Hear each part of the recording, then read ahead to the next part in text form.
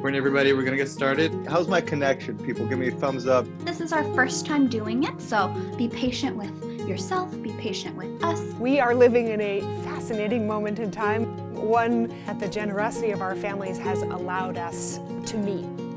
Each teacher had the opportunity to put materials or books into mailboxes for each student based on what their schedule is.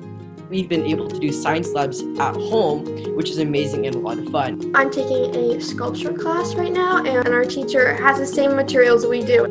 The way that we've adapted and the resources that we had allows us to make it a more seamless transition.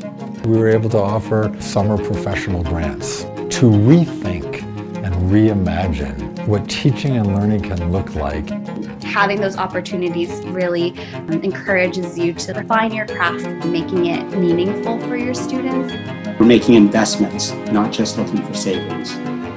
We've got more portables, more outdoor tents, more furniture, more technology, more purifiers and filters, more hand washing and sanitation stations, more restrooms, more touchless water bottle fillers, more signage, more sanitation services, and more health and safety protocols. We are committed not only to bringing students back to campus in a way that's safe, but also doing so in a way that's joyful.